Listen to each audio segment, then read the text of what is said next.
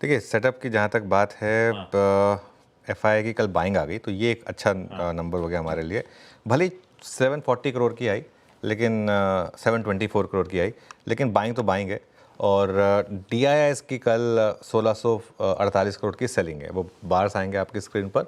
एक ही दिन का रेड बार आया, वापस ग्रीन हो गया। और ये देखिए ये नंबर्स मैच करेंगे, जिस दिन एफआईएस बाय करेंगे उस दिन डीआईआईएस सेल करेंगे and vice versa. Index futures की जो पोजीशनिंग है वो देखिए आप एक बार जरा स्क्रीन पर।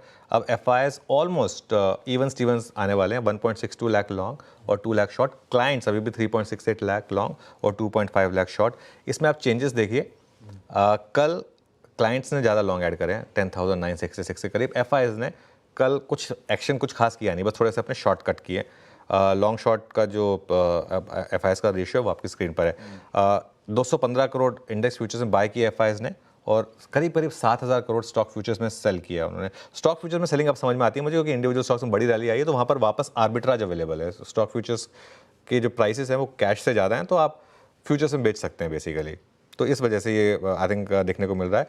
और विद इन इंडेक्स फ्यूचर्स लगातार बैंक निफ्टी में बाइंग रही है। कल भी बैंक निफ्टी में बाइंग थी 447 करोड़ की। हालांकि निफ्टी में थोड़ी सी सेलिंग थी, वो टेबल आएगी आपकी स्क्रीन पर, उसमें देखिए आप बैंक निफ्टी में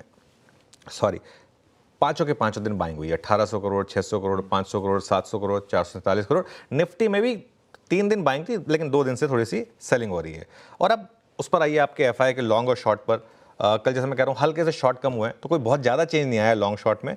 39,000 जो आपके अगली टेबल में दिखाई देगा आपको, 39,000 जो शॉर्ट थे आपके, अब वो 37,700 के करीब आ गए।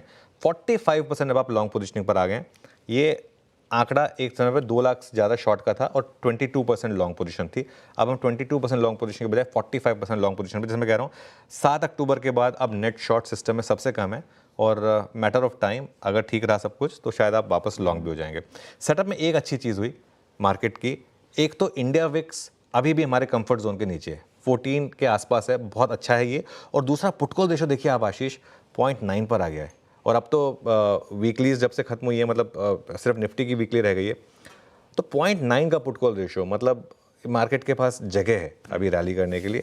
बैन में ना कोई एडिशन हुआ ना कोई डिलीशन हुआ, तो बैन की तरफ से कोई फ्रेश आपको अपडेट नहीं है। जो 4 स्टॉक्स ऑलरेडी बैन में बने हुए थे वो एज इट इज़ हैं। और कोई भी नया स्टॉक बैन में ना तो ऐड हुआ ना डिलीट हुआ। ये आपके सेटअप में इसको ऐड कर दीजिए। मतलब